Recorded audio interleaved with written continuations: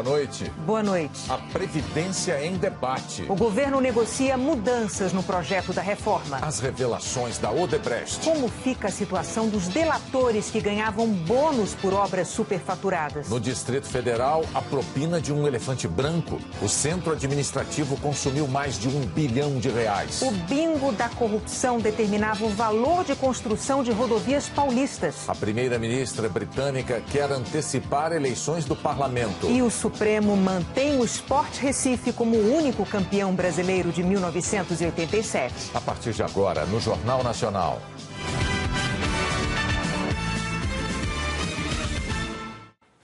Nas delações premiadas, executivos e ex-executivos da Odebrecht revelaram que recebiam prêmios em dinheiro quando algumas obras eram superfaturadas. As multas a serem pagas vão ser calculadas também em cima desses valores. A Odebrecht sempre teve como prática estimular resultados de maneira agressiva, oferecendo bônus, um pagamento extra para quem atingisse as metas da empresa. Só que algumas vezes, para atingir essas metas, os executivos superfaturavam obras e pagavam propina, como conta Hilberto Mascarenhas Silva, o chefe do departamento criado para controlar os repasses ilegais. O que eu quero combinado é o seguinte: eu vou lhe pagar bônus em função do resultado que você der. E nós vamos negociar isso anualmente. Então, fazia qualquer coisa que tinha que fazer para poder atingir. Então, você pedir para um cara desse, que queria aumentar o faturamento da obra dele, mas que o faturamento da obra dele, para aumentar, ele tinha que fazer um aditivo, e esse aditivo estava em cima da mesa de alguém que não estava aprovando, ele ia fazer uma miséria para aprovar esse aditivo, aumentar a obra. O termo de rescisão de Hilberto com a Odebrecht mostra que ele recebeu R$625 mil brutos quando deixou a empresa. Bônus eram pagos até no exterior. Ele resolveu atribuir aqui para Hilberto, no ano de 2014, $400 mil. Esses bônus e mais todos os salários que os delatores receberam durante os anos em que cometeram crimes, agora serão a base de cálculo da multa que cada um deles terá de pagar para acertar as contas com a justiça. Essas multas somadas chegam a cerca de R$500 milhões.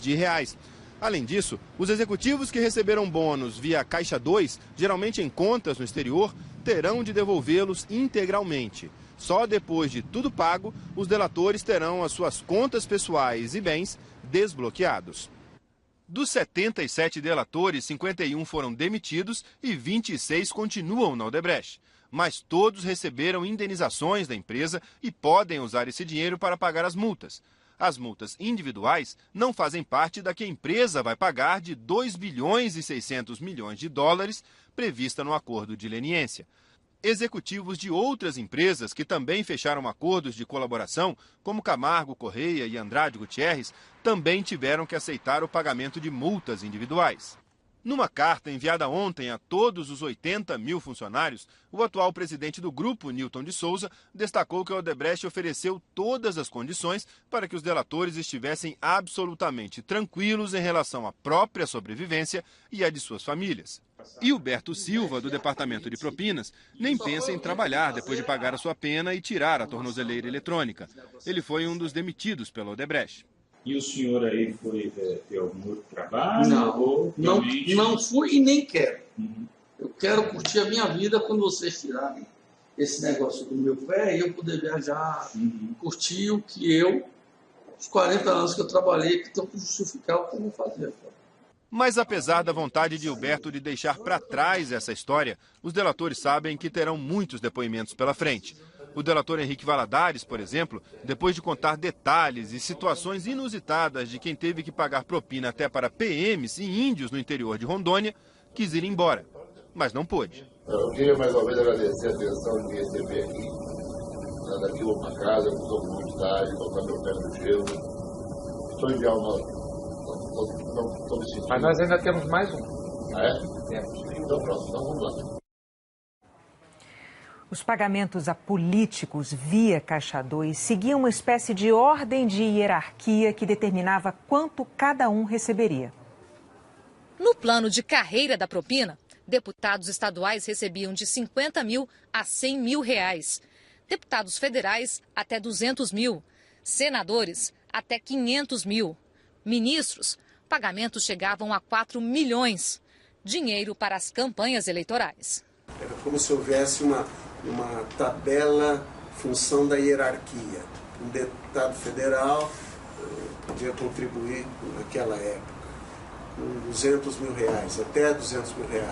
E deputado estadual até 100 mil, 50, 100 mil. Depois, uma espécie de teto. É uma espécie de tabela, digamos. Uma espécie de tabela, sim. E com uma certa lógica, eu acho, porque, obviamente, uma campanha de deputado federal precisa muito mais votos. As quantias serviam de referência para uma largada, um valor inicial a ser repassado em uma campanha só. Teve gente que recebeu muito mais, porque se beneficiou de repasses em campanhas seguidas ou porque recebeu por atuação específica, defendendo os interesses da Odebrecht, em obras no Congresso Nacional e no governo. O delator Armando Pascoal exemplificou. Disse que o candidato a deputado federal, Rodrigo Garcia, do Democratas, recebeu via Caixa 2 o valor máximo em 2010. Daí procurei, marquei uma hora, fui lá no diretório, conversei pessoalmente com ele, e definimos a doação praticamente padrão de deputado federal daquele ano, que foi R$200 mil. À Justiça Eleitoral, Rodrigo Garcia declarou ter recebido R$20 mil da Odebrecht. E mesmo com o padrão da tabela, teve quem reclamasse. Segundo o delator, o marido de Marta Suplicy, Márcio Toledo, não achou suficiente o dinheiro recebido via Caixa 2 na campanha ao Senado em 2010. Ele me chamou para conversar pessoalmente e manifestou um grande descontentamento, que era uma desconsideração, porque afinal ela tinha sido prefeita de São Paulo, que era uma pessoa importante, sabe? Ele não ficou satisfeito com os R$500 mil. Na prestação de contas, Marta Suplicy não declarou doações da Odebrecht. Delatores revelaram que a construtora calibrava os pagamentos a partir de uma análise de cenários. Políticos promissores recebiam um teto para o cargo que ocupavam, ou muito perto disso. E políticos cujo potencial ainda estava sendo avaliado recebiam um pouco menos.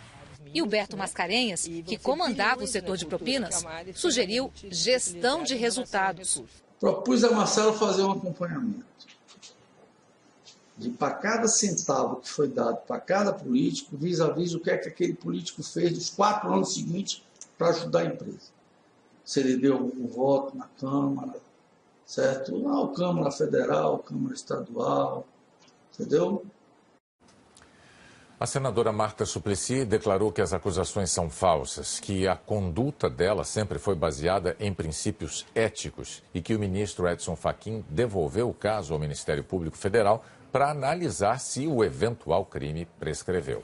O deputado Rodrigo Garcia afirmou que recebeu em 2010 apenas doações declaradas e aprovadas pela Justiça Eleitoral e que não solicitou outros tipos de doações. As delações da Odebrecht também mostraram como é que empreiteiras combinavam resultados e burlavam a lei de licitações em obras de rodovias paulistas. Era uma espécie de bingo da corrupção. O diretor de contratos da Odebrecht, Roberto Cumplido, contou que os representantes das empreiteiras interessadas se reuniam antes das licitações e combinavam quem ia ganhar cada lote. Foi o caso da obra de recuperação e melhorias na SP-255, num trecho de quase 40 quilômetros entre Araraquara e Boa Esperança do Sul, no interior de São Paulo. A obra era do governo do estado em parceria com o Banco Interamericano de Desenvolvimento, o BID. No caso desse trecho da SP-255, a reunião foi nesse prédio, nos Jardins, em São Paulo, onde na época, 2005, funcionava a sede do Sindicato da Indústria da Construção Pesada. Aqui, executivos de mais de 20 empresas fizeram um sorteio. Como num bingo, cada construtora tinha um número. A sorteada ganhava a obra, informava o preço que seria apresentado na licitação e as outras construtoras, apenas para dar cobertura à vitoriosa, apresentavam na licitação preços sempre maiores. Como se fosse aquele sorteio do bingo e saía um número, né, de uma 30. Quem estava com o número 1 era o primeiro, quem estava com o número 2 era o segundo, quem estava com o número 3 era o terceiro. Ela poderia passar para o segundo, se ela, de repente, o primeiro, a obra que saiu não fosse uma obra do interesse dela por algum motivo, e o segundo iria para o final da fila, se aceitasse, e o primeiro ficava ali para a próxima que vinha a sair. No bingo das empreiteiras, a Odebrecht ficou com a obra. O valor referência na licitação foi de 36 milhões de reais, mas a Odebrecht pediu mais de 41 milhões, tudo combinado com as outras empresas. Então eu sempre falava para eles, ó, deu preço acima de 41 milhões e 200. Da mesma maneira que eu pedi a essas empresas que me cobrissem, elas me pediram também cobertura em outras que eu, por acaso, estava habilitado. Roberto Cumplido disse ainda que logo após a assinatura do contrato, em janeiro de 2006, foi procurado pelo então superintendente do DR, Mário Rodrigues Júnior, que pediu o pagamento de 4% de propina sobre o valor da obra. E mais tarde, o então diretor de uma das regionais do DR, Mário Augusto Fattori Bosquiero, também pediu 1% de propina. Tudo isso foi confirmado numa outra delação, a de Benedito Júnior, diretor e chefe de Cumplido na Odebrecht. Eu autorizei esses pagamentos. Nós encontramos pagamentos no ano de 2008, entre maio e julho de 2008, de R$900 mil, e entre março e agosto de 2009, de R$731 mil, dedicados a esse projeto da SP255. Foi preciso ainda aprovar um aditivo em abril de 2008, um aumento de 10 milhões ao valor inicial da obra. O contrato foi para mais de 51 milhões de reais. Para aprovar o aditivo, contam os delatores, os diretores do DR pediram mais propina, R$900 mil. Naquela época nós tínhamos um setor de operações estruturadas, mas foram feitos via Caixa 2, com dinheiro ilícito, o pagamento desses pagamentos indevidos a esses agentes públicos.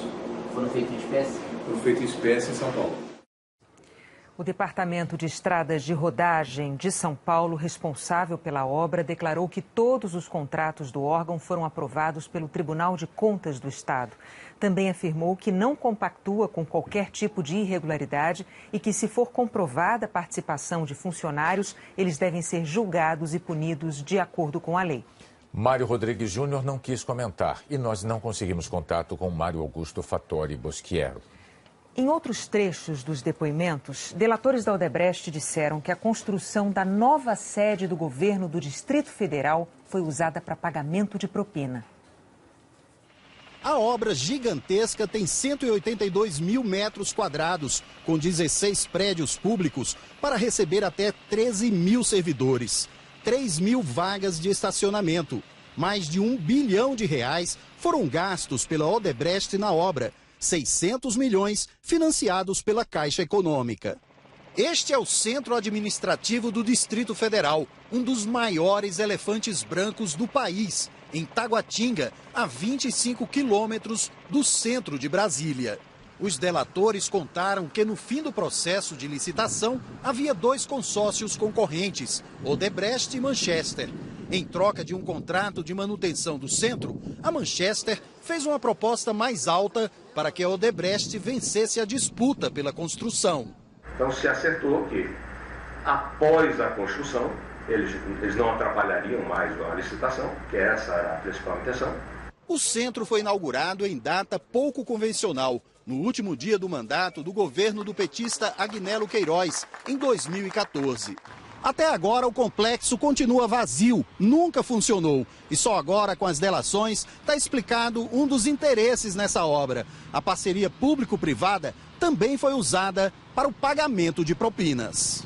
O ex-executivo da Odebrecht, João Pacífico, revelou que o ex-governador Agnello Queiroz, do PT, e seu vice, Tadeu Felipelli, do PMDB, hoje assessor especial do presidente Temer, procuraram a empresa pedindo dinheiro para a campanha à reeleição de 2014.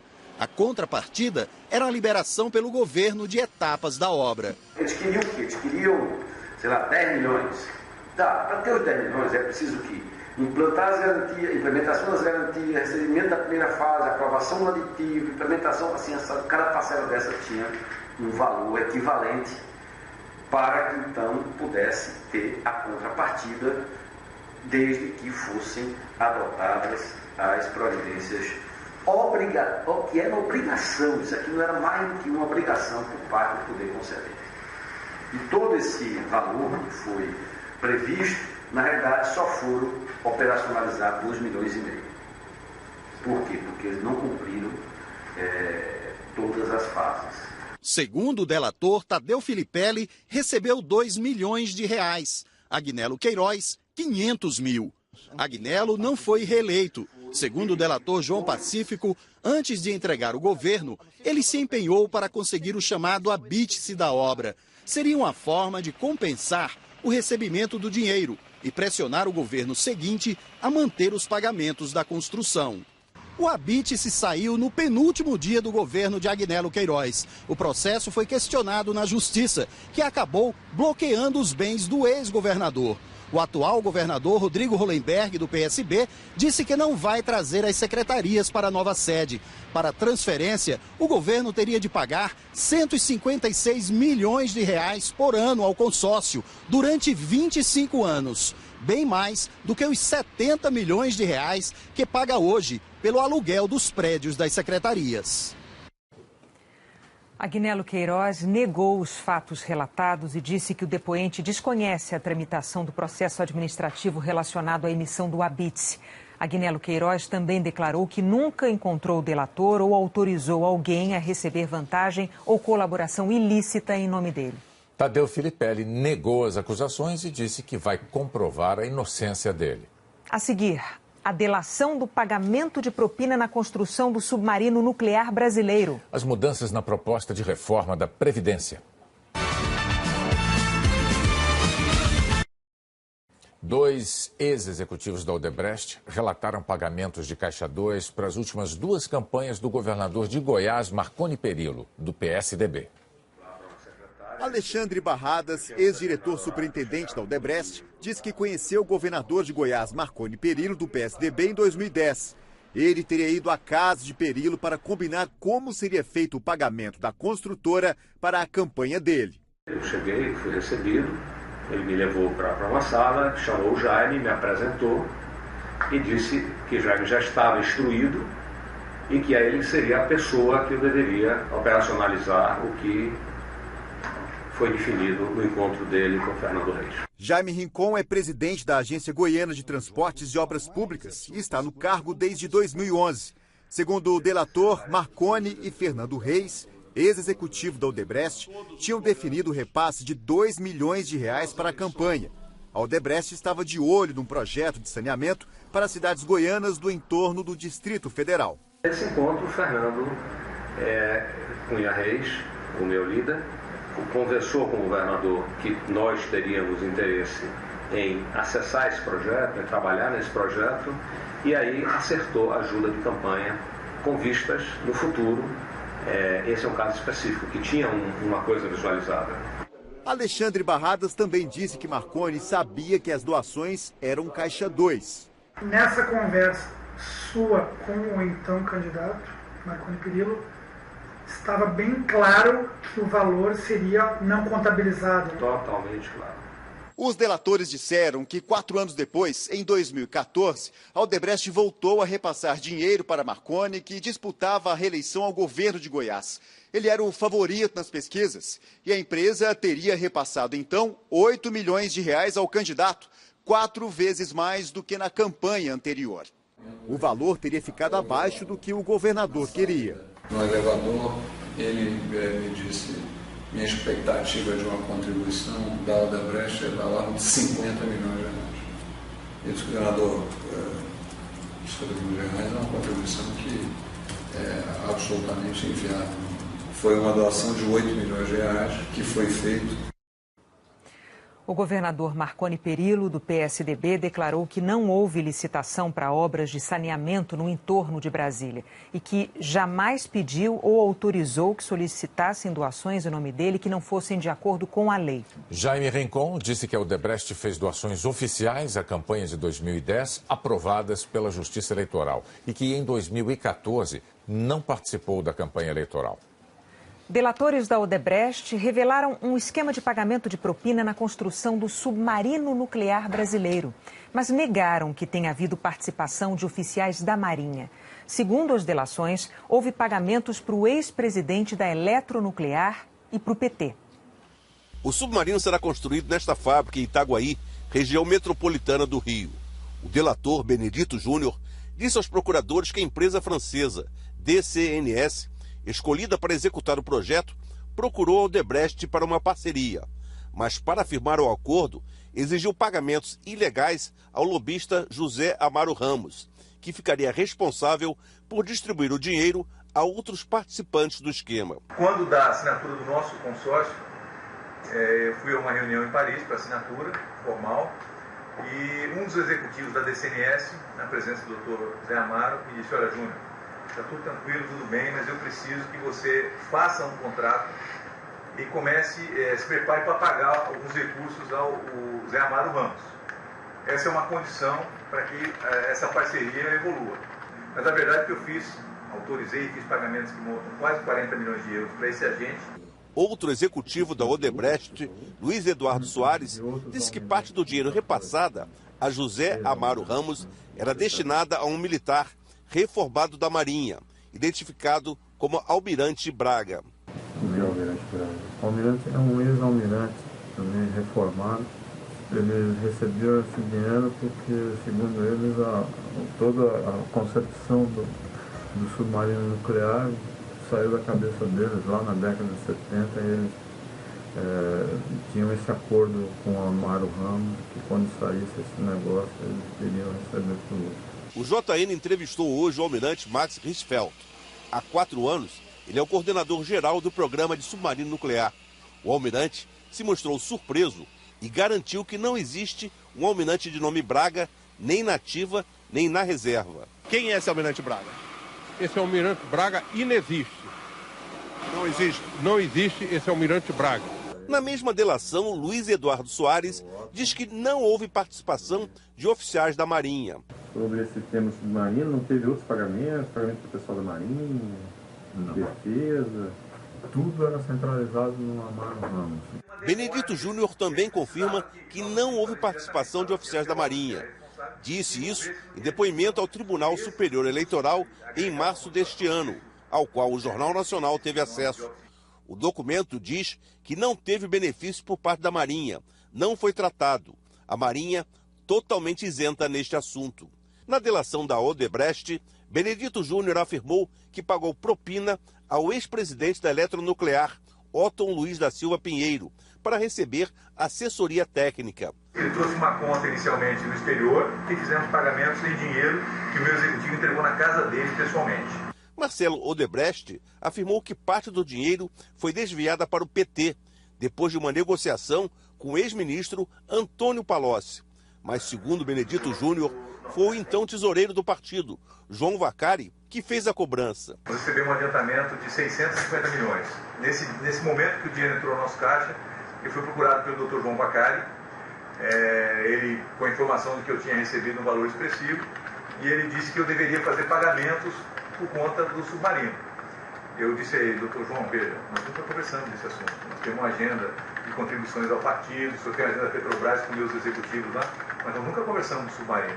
Benedito Júnior disse que decidiu não fazer o pagamento e avisou a Marcelo Odebrecht, que acabou fechando um novo acordo com Antônio Palocci. E eu falei com o Palocci: Palocci, então houve esse pedido, não tem nenhum cabimento, eu já acertei com você o valor global, não vou ficar acertando o valor do projeto, entendeu? E o Palocci, nesse sentido, de alguma maneira, passou a mensagem para Vacari e esse assunto foi resolvido. Ou seja, o Palocci, para apaziguar lá o Vacari, aceitou que eu abatesse da conta dele um valor que foi entre 6,5, parece que depois foi para 17, entendeu? Foi algo entre 6,5 e 17.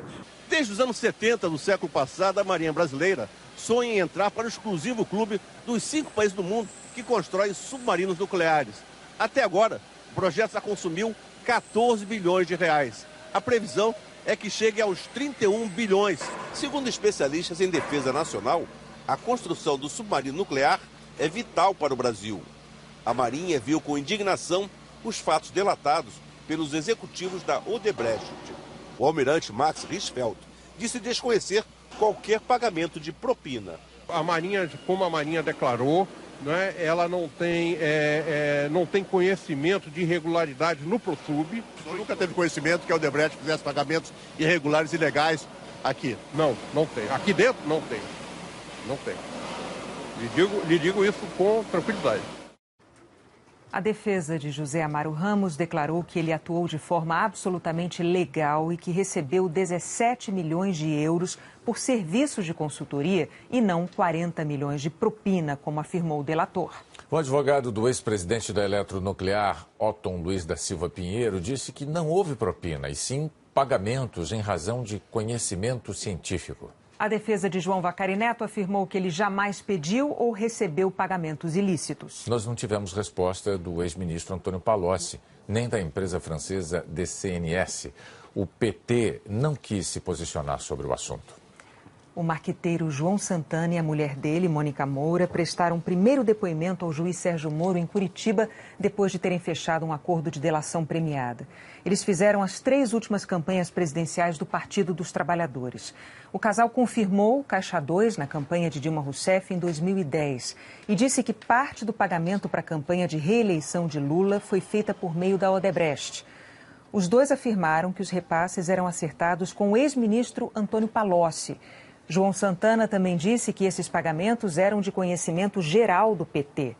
O casal afirmou ainda que o Caixa 2 sempre foi uma exigência dos partidos e que recebia no Brasil e no exterior dinheiro em espécie, em mochilas e malas. Mônica Moura e João Santana já foram condenados a 8 anos de prisão numa outra ação da Lava Jato. A ex-presidente Dilma Rousseff e o PT não quiseram se manifestar e nós não conseguimos contato com o tesoureiro das campanhas de Dilma e de Lula, José de Filipe, nem com a defesa de Antônio Palocci.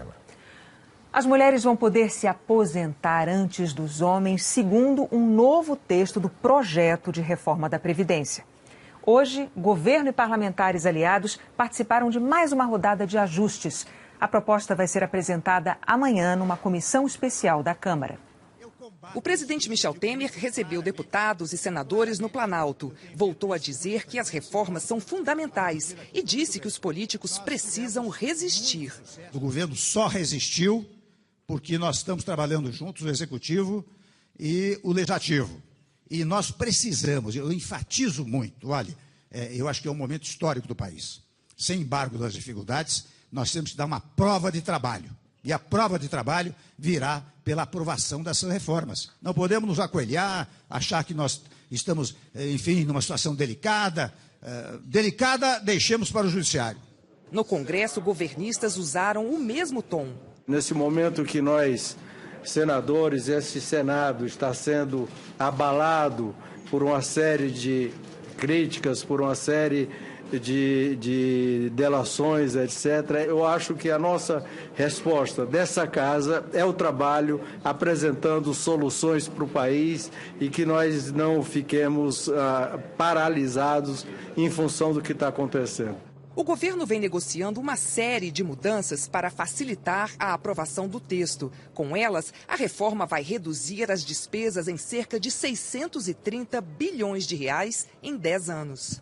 Ela diminui a desigualdade, que vai levar um avanço maior da economia, um avanço maior do emprego, da renda e, em última análise, queda da inflação e bem-estar de todos. A idade mínima de aposentadoria de 65 anos valerá só para homens. Mulheres poderão se aposentar mais cedo, com 62 anos. O tempo mínimo de contribuição será de 25 anos para homens e mulheres. Mas aí o aposentado só receberá 70% do benefício. Quem quiser receber o benefício integral terá que contribuir 40 anos e não 49, como previa a proposta original. Qualquer trabalhador poderá usar as regras de transição, mas terá de avaliar se é vantajoso. Haverá um pedágio de 30% do tempo de trabalho que faltaria pelas regras atuais. No setor público, a idade mínima para se aposentar dentro da transição será de 55 anos para mulheres e 60 para homens. Na iniciativa privada, 53 mulheres e 55 homens. E essas idades vão aumentando progressivamente até que todos cheguem aos 65 homens e 62 mulheres. policiais federais, rodoviários e professores terão aposentadoria especial com idade menor. Professores com 60 anos. A idade dos policiais ainda está em discussão. À tarde, manifestantes contra a reforma com bandeiras da União dos Policiais Brasileiros invadiram o Congresso, quebraram vidros. A Polícia Legislativa usou gás. Este especialista afirma que a reforma é a única forma de assegurar o pagamento de benefícios no futuro. Não fazer a reforma significa ter uma crise fiscal no Brasil de dimensões não conhecidas. Teremos andado para trás de forma muito acentuada. Isso é um risco político, é um risco econômico, é um risco social gravíssimo, que eu tenho certeza que as lideranças políticas desse país não vão permitir que aconteça, que seria um caos social. O Fundo Monetário Internacional aumentou de 1,5% para 1,7% a previsão de crescimento da economia brasileira em 2018. Para este ano, a expectativa de crescimento de 0,2% foi mantida. O FMI ponderou que a recuperação gradual da economia brasileira vai depender do ajuste nas contas do país e da implementação de reformas, como a da Previdência. A seguir, a primeira-ministra britânica antecipa as eleições em 3 anos. O nível de metais na foz do Rio Doce resiste ao trabalho de limpeza. A primeira-ministra britânica surpreendeu o mundo hoje ao convocar eleições com 3 anos de antecedência. Na volta de um feriado, a primeira-ministra jogou a calmaria para o alto. Theresa May tirou da cartola um inesperado recurso do parlamentarismo. Ela propôs para o dia 8 de junho um reencontro com as urnas, 1 ano depois do plebiscito da saída da União Europeia. Sempre que podia, ela negava essa possibilidade. Theresa May culpou rivais para justificar a guinada. Falou que a população se uniu depois do Brexit, mas os políticos não, sem mencionar as pesquisas. As intenções de voto mostram uma grande preferência pelo Partido Conservador sobre a oposição trabalhista, perto de 20 pontos percentuais. Essa seria a chance de Theresa May aumentar a maioria no parlamento e governar com mais tranquilidade. Os primeiros ministros convocavam uma eleição quando quisessem, mas isso mudou no governo passado. Agora 2/3 do parlamento precisam dar o aval à proposta. A oposição promete aprovar a medida amanhã mesmo. O líder trabalhista enfrenta desconfiança fora e dentro do próprio partido, mas garante que vai crescer. Os liberais-democratas tentam pescar quem queria a permanência na União Europeia e prometem manter o Reino Unido no mercado único europeu. Ao mudar de opinião, Theresa May tem tudo para alcançar uma vantagem histórica, mas dá chance para outra reviravolta. De volta aqui ao Brasil, o nível de metais na água da foz do Rio Doce voltou a ficar elevado. A pesca na região está proibida desde o rompimento da barragem de rejeitos de mineração da Samarco. Desde que a lama chegou ao litoral do Espírito Santo em 2015, pesquisadores já coletaram amostras do material 7 vezes no fundo do rio e do mar, na Praia de Regência. A última coleta aconteceu em dezembro do ano passado. Os resultados começam a ser apresentados agora. Ainda é preciso terminar todas as análises, mas os pesquisadores já chegaram a algumas conclusões. Uma delas é que a lama ainda tem grande interferência nas características da água. Essas últimas amostras indicaram níveis de metais bem elevados, quase nas mesmas proporções de quando a lama chegou ao litoral.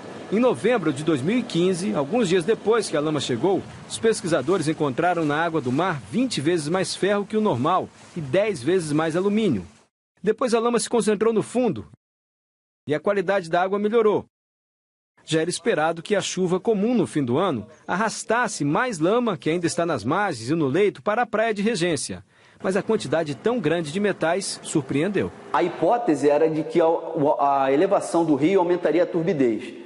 Mas a gente não acreditava que os níveis, os valores medidos de metais, em particular na água, tivessem nos mesmos valores de um ano atrás. Os estudos deixam claro que o aumento desses metais só pode ter sido provocado pela lama com rejeitos de minério. A lama é um material muito fino, forma uma espécie de gel no fundo do mar e ela está se deslocando de acordo com as correntes. Concentrada no solo do oceano, a última análise encontrou lama a 60 quilômetros ao norte da foz e 35 ao sul, atingindo a área de proteção permanente Costa das Algas. No mar é muito difícil chegar com uma posição de limpar a região. Então é melhor tentar fazer alguma coisa ao longo do rio para evitar que esse material chegue, do que pensar em limpar a região marinha. Isso aí não tem como.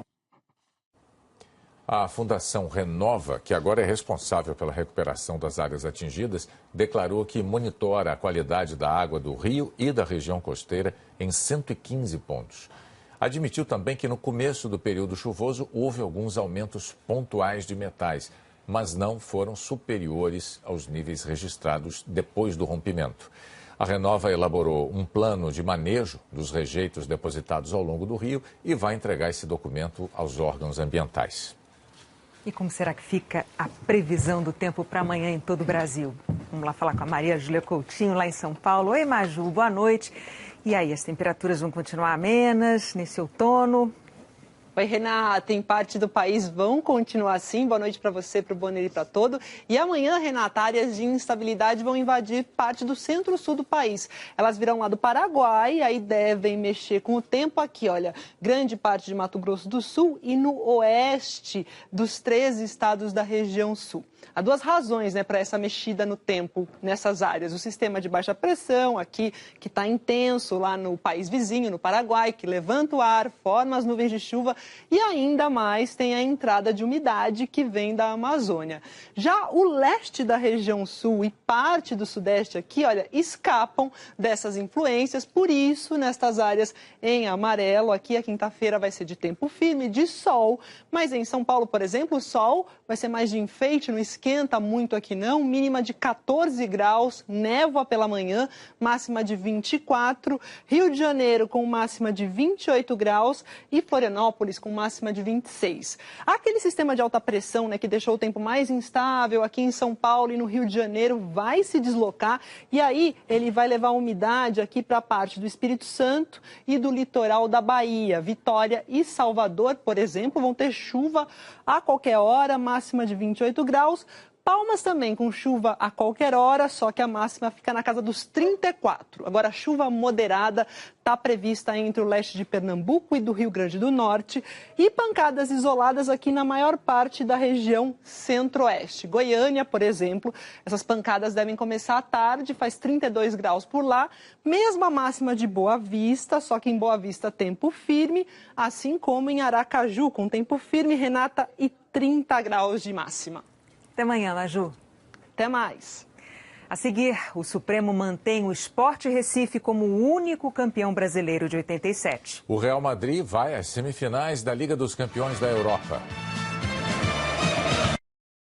O Supremo Tribunal Federal decidiu que o Sport Recife é o campeão brasileiro de 1987. 3-1 foi o resultado da votação na primeira turma do STF.